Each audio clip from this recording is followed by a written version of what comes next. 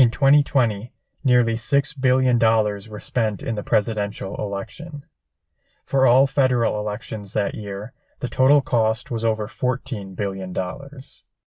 This was twice the amount spent in 2016, making 2020 the most expensive election in U.S. history. Money has become an essential part of American politics. Politicians are dependent on it, as large amounts of money are essential for campaigning. In recent years, rulings by the Supreme Court have expanded the role of money in politics and turned political money into something that is protected on the same level as free speech. This has entrenched money in politics and made it practically impossible for the states or Congress to enact any reforms. This was done despite the clear influence that money has in corrupting politics and moving political decision-making in an anti-democratic direction. Money influences politics through many different pathways, but one of the key ways is through the funding of campaigns. Campaign finance, including how money is directed to candidates, where it comes from, and the rules that regulate campaign spending, is what we will cover in this video. We will start by looking at the history of campaign finance and how the modern system developed.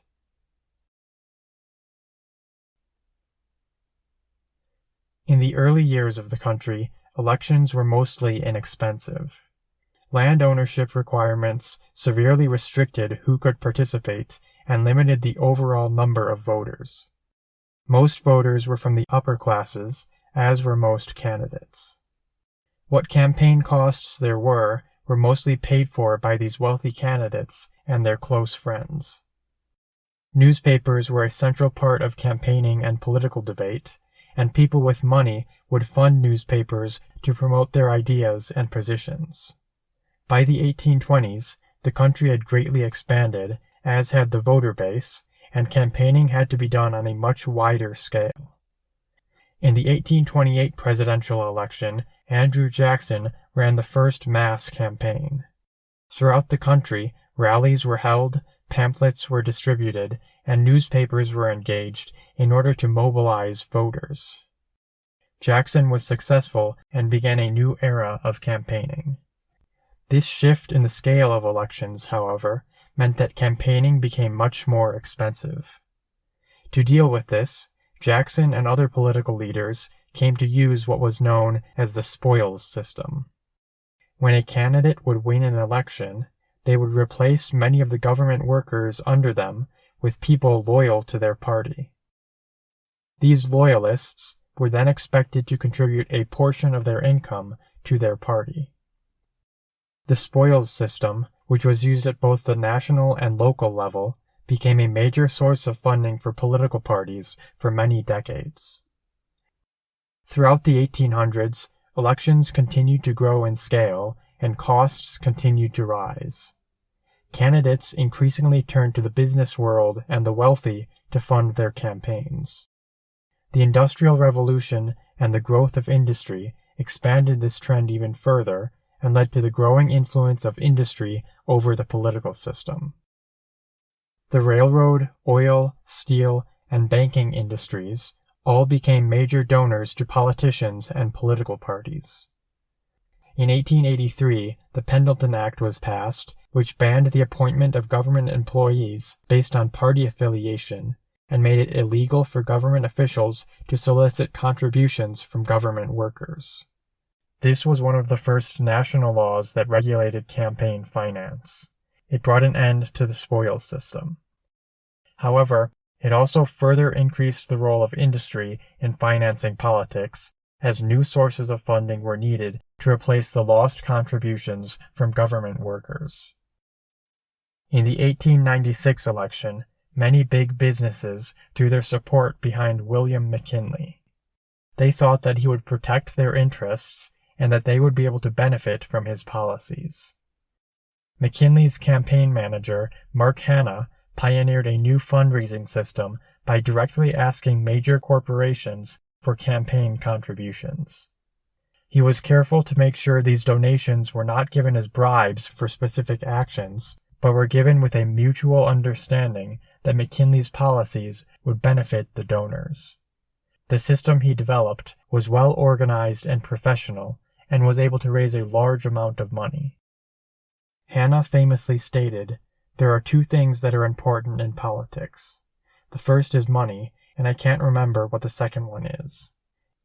McKinley won the election in 1896 and again in 1900, defeating the popular and charismatic William Jennings Bryan both times.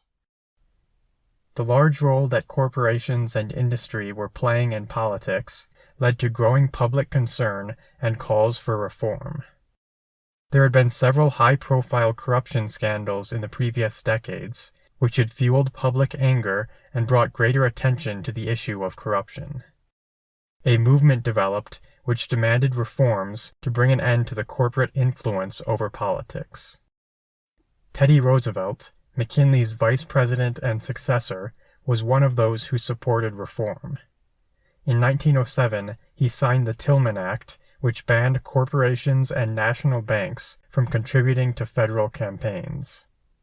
In 1910, the Federal Corrupt Practices Act was also passed, which required parties, candidates, and other political committees to make financial disclosures. This was a major advancement in campaign finance regulation. The FCPA would serve as the core of campaign finance regulation until the 1970s. It lacked serious enforcement, however, and many of its regulations were ignored. In addition, parts of the FCPA were struck down by the Supreme Court in 1921. The scale of elections continued to increase greatly in the following years. In 1913, the 17th Amendment made it so that senators were directly elected by popular vote instead of being selected by state legislatures, and in 1920, the 19th Amendment gave women the right to vote. Radios came into use and allowed campaigns to reach an even larger audience of voters. FDR successfully used radio in the 1930s and 40s to boost his popularity as president and win 3 re-elections. During the 1930s, under the FDR administration, unions were beginning to play a bigger role in elections. Republicans and Southern Democrats were concerned about this, and in 1943 passed the Smith-Connolly Act over Roosevelt's veto, which banned unions from contributing to federal candidates. This put them in the same category as corporations and national banks. Unions could not spend directly on elections, but they were allowed to create a separate organization that could raise money, which could then be spent on elections. This type of organization was known as a Political Action Committee, or PAC. The Congress of Industrial Organizations, an association of unions, established the first PAC in 1943. Subsequently, many more PACs were created by other unions, as well as by corporations, businesses, and other interest groups. PACs allow these groups to organize and raise money in order to influence elections, effectively bypassing campaign finance restrictions. They became increasingly common in the following decades. The modern system of campaign finance began in the 1970s and was established through several laws, amendments, and Supreme Court decisions. By the early 1970s, it was clear that the rules established by the FCPA in 1910 were outdated and in need of reform. In 1971, Congress passed the Federal Elections Campaign Act, which replaced the FCPA. This new law was updated and largely rewritten in 1974 in response to the Watergate scandal. The new Federal Elections Campaign Act, or FECA, required that candidates regularly report the contributions they receive and their expenditures. It set limits on how much individuals could contribute to a candidate, as well as limits on how much candidates could spend. It also established the Federal Elections Commission, which was tasked with receiving financial reports and ensuring their public disclosure, as well as enforcing election law. Candidates and political action committees were required to register with the FEC and submit regular reports. In 1977, in a major decision, the Supreme Court overruled parts of FECA in Buckley v. Valeo. As part of the new law, Congress had put a limit on how much individuals could contribute to a campaign, as well as the total amount that could be spent by candidates. They had done this in the hope that this would limit the overall cost of elections, and that it would make elections more equal by preventing wealthy candidates from having a major advantage. The Supreme Court rejected these goals and stated that the only acceptable justification for restricting campaign funding was to prevent corruption. They accepted that contributions to candidates could be corrupting and therefore could be limited, but limits on spending would not prevent corruption and therefore should not be allowed.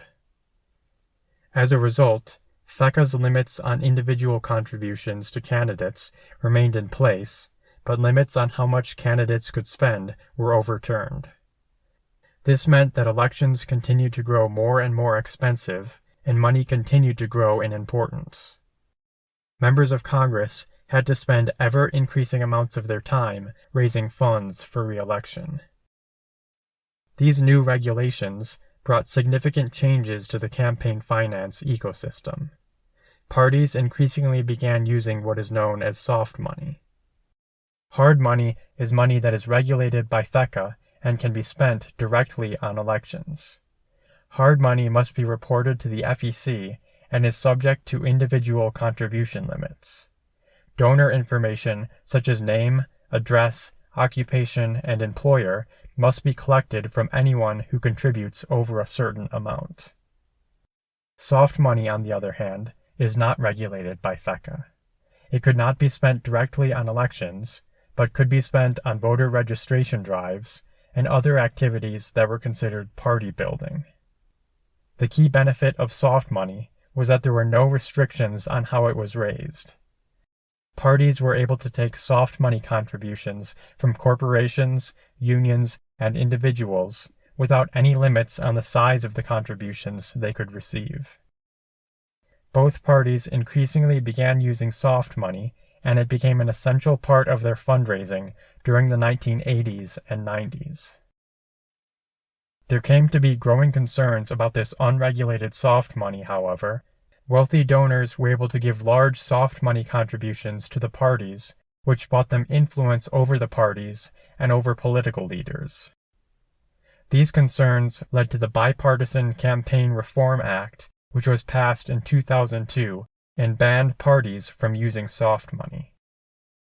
Parties could still accept hard money, but hard money restrictions and requirements made their fundraising activities more difficult.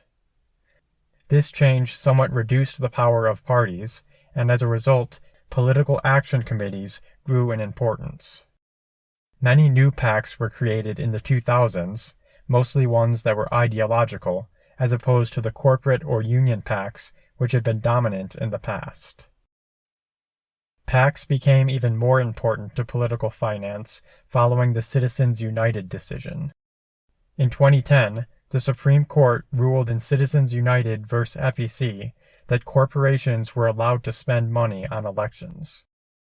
They were still not able to give money directly to candidates, but they were allowed to make independent expenditures, which is spending by an outside group that is not coordinated with a candidate.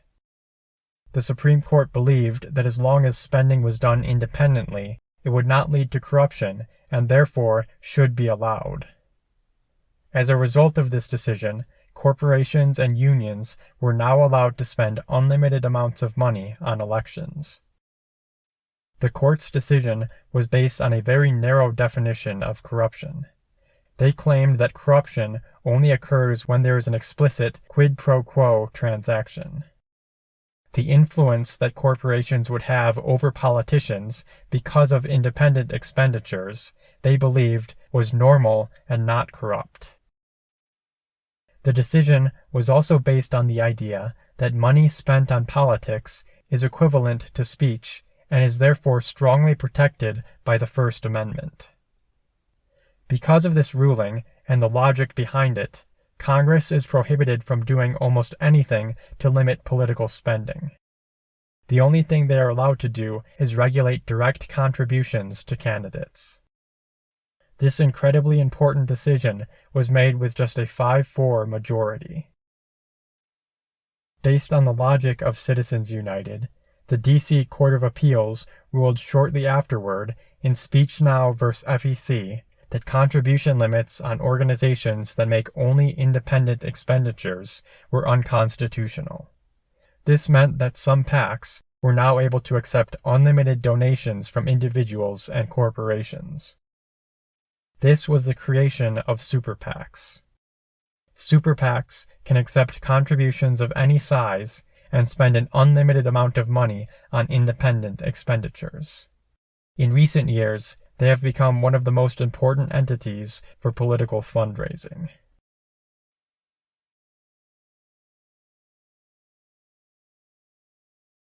With Congress's attempt to limit spending on elections being overturned by the Supreme Court in the 70s, overall election spending has increased greatly over the past several decades. From 1980 to 2012, the amount of money spent in congressional elections increased 6 times, adjusted for inflation, and the amount in presidential elections increased 12 times. 2012 was a record-setting year with around $8 billion being spent, and in 2020, records were again broken with around $16 billion being spent, adjusted for inflation. The Supreme Court's decisions have opened new pathways and made it easier for money to influence the political system. This has contributed to the growth of overall spending, and especially to a rapid rise in outside spending. Outside spending amounted to around 2% of election spending in 2000, but has increased to around 20% in recent years. Much of this is driven by super PAC spending, which began in 2010 and then rapidly expanded. In 2020, presidential candidates spent around $4 billion, congressional candidates $3.7 billion, and parties $3 billion. At the same time, PACs spent about $13 billion. It has become increasingly common for outside spending to surpass spending by candidates themselves. The significance of this outside spending is that it has become much easier for money to be used to influence politics. Most campaign finance regulations only cover campaign contributions, which are direct donations to candidates. Outside spending is much less regulated. Although direct contributions can still be used to influence politicians, the regulations that are in place do limit their influence and make it more difficult for donors to get what they want. The Supreme Court, in allowing unlimited outside spending, effectively removed the limits on the influence of money. Corporations and wealthy individuals now have an unlimited ability to influence elections through outside spending. In addition to impacting elections, this also creates a powerful influence over candidates. Candidates know where the money being spent for or against them is coming from. They know that they will continue to receive support from outside groups as long as they continue to support those groups' priorities. On the other hand, they know they will have large amounts of money spent against them if they go against the will of these special interests. This sort of influence undermines how democratic government is supposed to work. PACs are responsible for most outside spending. Some of the top spending PACs include the Senate Majority PAC and the Senate Leadership Fund, which focus on Democratic and Republican senatorial candidates, as well as the Congressional Leadership Fund and the House Majority PAC, which focus on House candidates. These groups are not officially part of the Democratic or Republican parties, but they are closely affiliated and are effectively party organizations. Some other top super PACs are Priorities USA Action, which is a Democratic group that focuses on presidential and other key races, American Crossroads, which is a Republican group that also focuses on key races, Americans for Prosperity, which is the Libertarian Republican group funded by the Koch brothers, and Emily's List. The number of PACs increased significantly from 2000 to 2016. Other important fundraising organizations include the 6 national party committees, such as the Republican National Committee, or RNC, and the Democratic Congressional Campaign Committee, or DCCC. These groups are not super PACs, but official committees of the parties. They are more restricted in their raising and spending of money, which is why party-affiliated super PACs have been set up. Many super PACs, including each of the party's main super PACs, have a 501c4 organization that they are connected to. 501c4s are nonprofits that are limited in their spending on elections. They can't spend more than half of their budget on politics, but they are less restricted in receiving donations because they don't have to report their donors. 501c4s have an advantage in receiving donations, while super PACs have an advantage in spending. By setting up both types of organizations and shifting money between them, political organizers are able to maximize their effectiveness.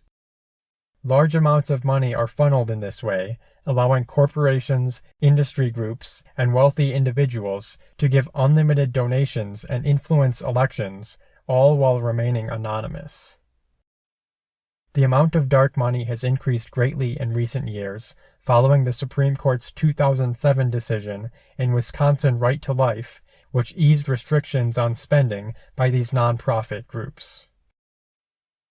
Some of the top spending dark money groups include the U.S. Chamber of Commerce, the National Association of Realtors, as well as Crossroads GPS, which is connected to the Republican American Crossroads Super PAC, and Majority Forward, which is connected to the Democratic Senate Majority PAC.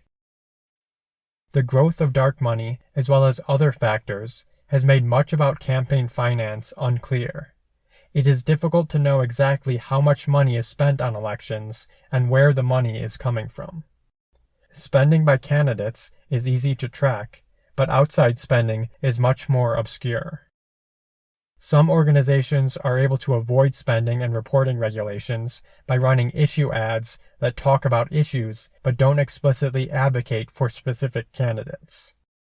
In addition, money is often funneled through hidden networks of LLCs, 501c nonprofits, PACs, and other shell organizations, which further adds to the confusion. Most of the focus on campaign finance is about federal elections. However, elections at the state level, such as for governor or for state legislature, and those at the local level, are also greatly impacted by money. In smaller races, money often plays an even bigger role because these races are lower profile and receive less attention. Money can be very effective in cutting through this and boosting a candidate's profile and name recognition, which can be essential for winning these races.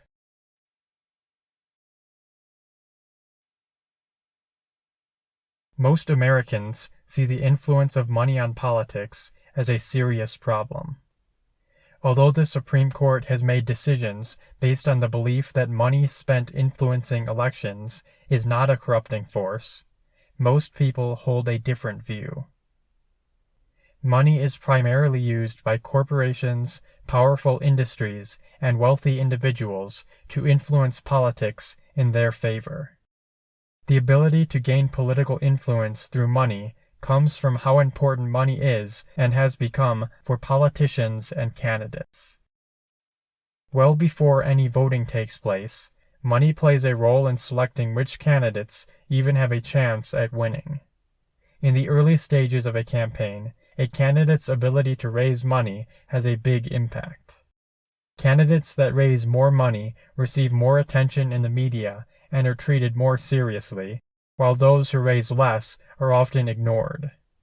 This is known as the invisible primary. It makes it so that people who are wealthy or who have connections with wealthy donors have a significant advantage. This ultimately gives greater importance to the voices of those with money.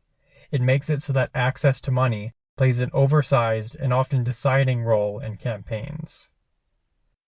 Also, because campaigns are so expensive and time-consuming, many regular people are discouraged from running for office. It is often the case that only people who are wealthy or well-connected run, while average working-class people are excluded. Overall, candidates that raise more money have a much higher chance of winning. For the House of Representatives, they win about 90% of the time. Better candidates will tend to raise more money, and incumbents have a much easier time raising money and winning, but still 90% is very high. As the amount of money spent on elections has increased, so has the importance of money and of fundraising. Fundraising activity highlights how important money is to politicians.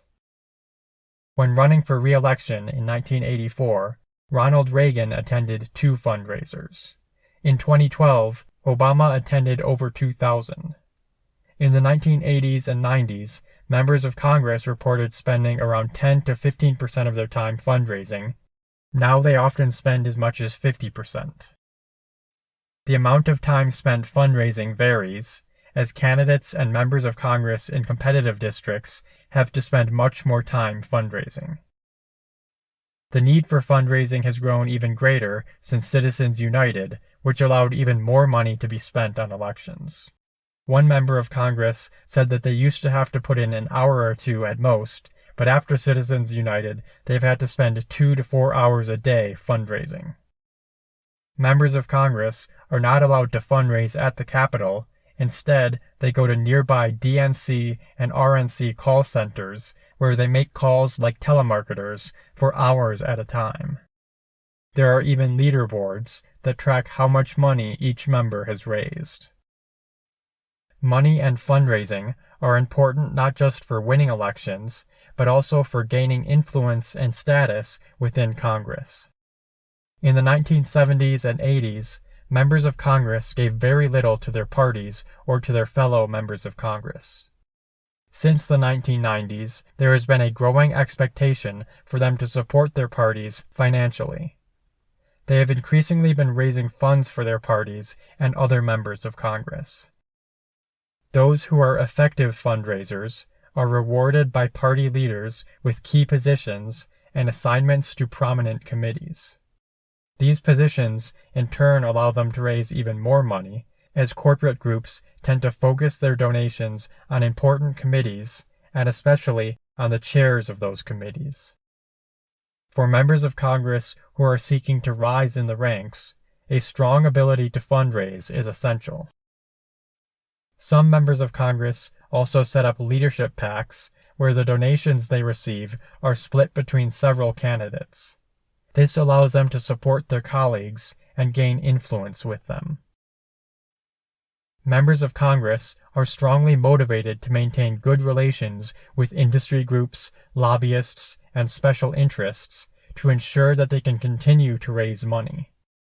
If they act in ways contrary to these groups' interests, they would hurt their ability to raise funds and would lose influence within their party.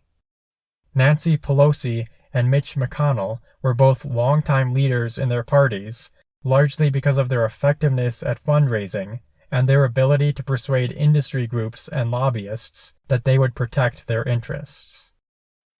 Money allows politicians to win elections and to gain influence with their party leaders, and their fellow members of Congress.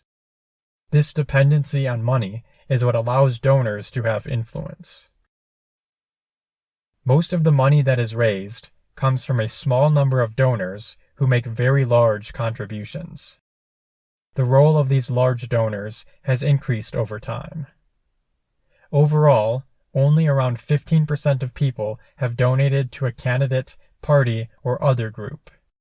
This is an increase from the 1990s, when the amount of people who donated was around 11%. Much of this increase was enabled by the growth of the internet and more people making online donations. More people are engaging in politics through donations, and with this, the value of the average donation has decreased. This would suggest that campaign funding has become more democratic and that as a result, influence is more dispersed. But this is not the case. Despite the trend of more people making political contributions, the influence of large donors has increased as they have contributed a larger portion of overall funding. Donors in the largest category, those giving over $10,000 to candidates, reached around 45% of contributions in 2012. In 1980, the top 25% of donors giving to congressional and presidential candidates made up about 58% of total individual contributions. At the same time, the bottom 25% contributed about 10%. By 2010, this had changed so that the top 25% made up about 85% of contributions, while the bottom 25% contributed only 1%. In 2016, the top 5% of donors accounted for 61% of funding, while the top 25% accounted for 90%. Apart from contributions to candidates, donations to political parties and outside spending groups are also dominated by large donors. The 2002 BCRA had banned parties from taking soft money in response to the influence of large donors. This made it more difficult for large donors to give to parties. However, changes in 2014 again allowed parties to take large contributions from donors. A bill passed in 2014 allowed parties to set up additional committees, each of which could accept donations and had its own contribution cap.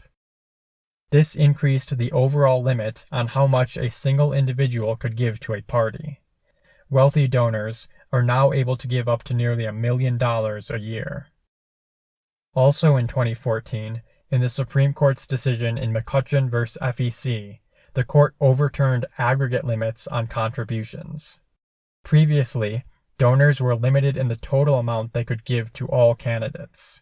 With aggregate restrictions being removed, they could now give the maximum contribution to as many candidates as they wanted. Because of these changes, as well as the decision in Citizens United, large donors have had a much expanded capacity to spend on elections, and as a result, they have become much more powerful. Throughout the 2010s, parties and other political groups have increasingly moved to court these large donors. For super PACs, even more than for parties, large donors are the main contributors. In 2020, the top 100 donors to super PACs provided over 68% of their funding. The top 1% of donors provided over 95% of their funding. In 2018, the top 1% of donors was made up of around 1,500 people who gave over $800 million. All other donors combined gave only $34 million. Outside spending has increased greatly in recent years and has become an extremely important part of elections. Large donors are responsible for almost all of this outside spending. Looking at all spending combined, people who donated over $200 to parties, candidates, or other groups in the 2020 cycle made up 1.4% of the population, but accounted for 76% of all contributions. Billionaires and a small number of extremely wealthy donors in particular account for a large and growing portion of campaign finance. In 2010, the 100 biggest donors and their spouses spent much less than small donors, but by the 2022 cycle, they were spending significantly more. For the 2018 cycle, the top 10 donors were responsible for about 7% of all contributions. Billionaires accounted for about 15% of federal election spending in 2018 and 2022, and about 12% in 2020. The top 1% of donors gave 38% of the total. Aside from wealthy individuals, corporations and industry groups are also a major source of contributions. Corporate PACs are among the top groups that give to candidates. Some of these are the National Association of Realtors, the Credit Union National Association, the American Bankers Association, as well as AT&T, Comcast, American Sugar Crystal, and defense contractors such as Raytheon and Honeywell. Business and trade PACs have historically made up the largest number of PACs and accounted for the largest share of PAC contributions and expenditures. Only recently have ideological groups grown bigger. Some of the top business sectors that engage in political spending include the finance, insurance, and real estate sector, the health sector, and the communications and electronics sector. Some sectors spend most of their money on outside groups, while others give most of their money directly to candidates and parties. Looking more closely at specific industries, some of the top spenders are security and investment, real estate, lawyers and law firms, many of which are closely engaged in lobbying, and oil and gas. Corporate groups generally tend to use their money to support incumbents. They also tend to give contributions directly rather than fund outside spending. This reflects the fact that their giving strategy is mostly about influencing current members of Congress and is less about influencing elections. By giving directly to incumbents, they gain access and influence with them and are able to sway the legislative process in their favor. Contributions are usually given in conjunction with corporate lobbying efforts. Corporations also tend to give to both parties and to focus their contributions on important committees. For example, the defense industry gives about 3 times more to members of the House of Representatives who are on the House Armed Services Committee, which oversees the defense budget, than to other members. They also especially focus on the chairs of relevant committees. The Democratic and Republican chairs of the House Armed Services Committee are among the top recipients of defense industry contributions. One common practice that corporate groups and their lobbyists use is to organize fundraising events in order to bundle donations. Bundling allows them to improve their fundraising capacity and enhance their level of influence beyond what is possible given individual contribution limits. This is usually done through expensive dinner fundraisers, where attendees are charged thousands of dollars for tickets. The people who organize these events are usually lobbyists or the wealthy supporters of a politician. They take advantage of their elite networks, bringing others in and convincing them to donate. This practice allows them to have a lot of influence and gives them special access to the candidate or member of Congress that they are raising funds for. After the 2008 election, 4 out of 5 of Obama's top bundlers received key positions in his administration. Registered lobbyists have to report their bundling activities, but others do not. One example of bundling is the annual fundraising dinner held by Brownstein, Hyatt, Farber, Schreck, one of the most prominent lobbying firms in the country. At the 2023 event, more than half of Senate Democrats attended the fundraiser, and over $500,000 were raised for the Democratic Senatorial Campaign Committee.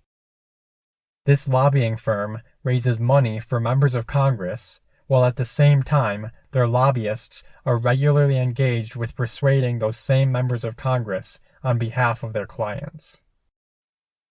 In addition to fundraising dinners, lobbyists also influence members of Congress through vacation fundraisers. Members of Congress often hold fundraisers in luxury vacation spots. Lobbyists attend and make contributions, effectively paying for the vacation. The Congress member can also write off the costs of the trip as expenses for campaign fundraising. At these vacation destinations, lobbyists have the opportunity to talk to and develop personal relationships with the members of Congress they are hoping to influence. These personal connections, along with the money they have given, are very effective for them when they are lobbying for their corporate clients. A former lobbyist, Jack Abramoff, described the relationship between lobbyists and members of Congress in this way. You can't take a congressman to lunch for $25 and buy them a steak, but you can take them to a fundraising lunch and not only buy them a steak, but give them $25,000 extra and call it a fundraiser. It provides the same access. Bundling and the contributions given by lobbyists and their corporate clients do provide them with real benefits. One key benefit is access. A study looking at this found that individuals were much more likely to get access to a member of Congress or their staff when they made it clear that they had donated to the Congress member's campaign. They were about twice as likely to get a direct meeting with the member of Congress if they had donated. One former lobbyist recalled a meeting with a congressman where they were asked why they had come to the meeting, as the congressman's office had not heard back from the lobbyist's PAC. Beyond access, however, contributions also influence how members of Congress vote. Members of Congress have themselves described how contributions changed the way they voted. One stated, "I am sure that on many occasions I made the choice that I needed this big corporate client, and therefore I voted for its provision." One example of campaign contributions influencing voting involves the sugar industry. The sugar industry receives large subsidies from the government. In 2013, an amendment that would have greatly reduced those subsidies nearly passed in the House of Representatives. In the following years, the sugar industry greatly expanded its political spending, increasing its contributions to incumbent members of Congress by over 50%. In 2018, when a similar amendment was proposed in the House that would have reduced sugar subsidies, it was defeated by a large amount. Another example is that of the carried interest tax loophole.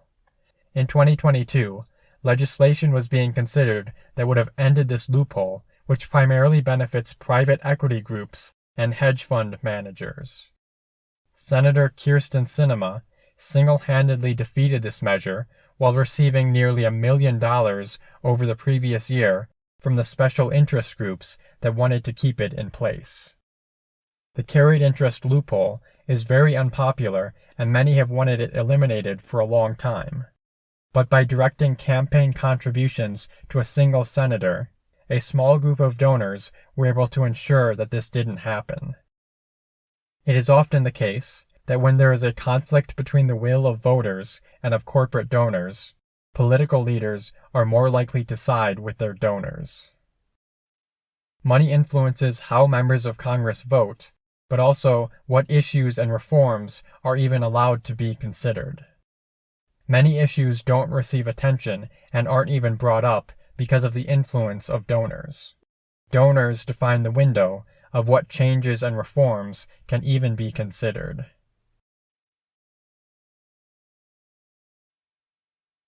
Money is a very powerful tool for influencing politics, and throughout the history of the United States, wealthy and powerful individuals have used it for this purpose. Over time, many laws and regulations have been put in place to try to stop or limit the influence of money and campaign funding on politics. Often, these changes have had only a limited effect because those seeking to influence the political system adapt and find ways around them. When FECA was enacted in the 70s, it made it harder for wealthy donors to give directly to candidates. Instead, they began giving large amounts of money as soft money contributions to the parties. Candidates also began setting up dozens of political action committees for their campaigns so that donors could continue giving large donations by giving to each of their PACs. Later, when parties were banned from taking soft money contributions, much more money began flowing through PACs, and the number of PACs greatly increased. Super PACs have become one of the main tools for fundraising, and while they are not supposed to coordinate with candidates, they are able to get around this through the practice of red boxing.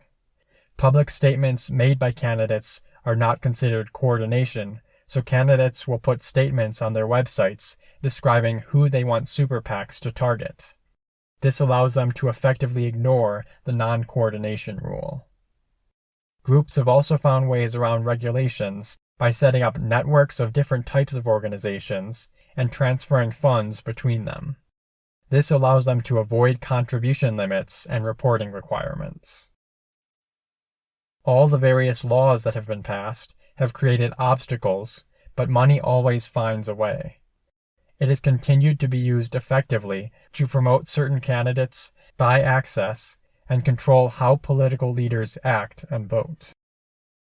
This is not to say that reforms can't be effective, but that they must be strong and comprehensive in order to counteract the relentless influence of money. Unfortunately, the Supreme Court's ruling that money is equivalent to political speech makes this very difficult. Campaign finance and money spent on elections is, however, only one of the avenues through which money influences and directs politics. In 2021 and 2022, around $9 billion was spent on elections. At the same time, around $8 billion was spent on lobbying. Lobbying is a much more direct way that money is used to influence politics. Lobbyists spend their time developing personal relationships with lawmakers and persuading them to vote in favor of their clients. They are often the main source of information for lawmakers on many important issues, which gives them a lot of influence in shaping the legislative process. In addition to lobbying, the continuously active revolving door between government and the corporate world is another important influence of money on the political system. Legislators know that if they maintain positive relationships with corporate groups and lobbyists, they have a good chance of getting a high-paying job when they leave office. Often they become lobbyists themselves. These jobs usually pay them much more than what they were paid while serving in Congress. Congressional staffers, as well as government officials in various departments and agencies, also participate in the revolving door. Money also influences politics as a result of lawmakers' engagement in the stock market and investing, through the funding of important institutions such as media organizations and think tanks by corporations and wealthy individuals, and at times through direct bribery. The influence of money on politics is probably bigger than any other factor. It is important to be aware of the different pathways through which money influences politics and the overall effect that this has. Money inevitably distorts politics away from the priorities, interests, and will of the people, and instead places the focus on the priorities of a select group of individuals and special interests who have wealth and economic power. This undermines democracy and the proper functioning of government, which can have serious consequences both in the short term and the long term.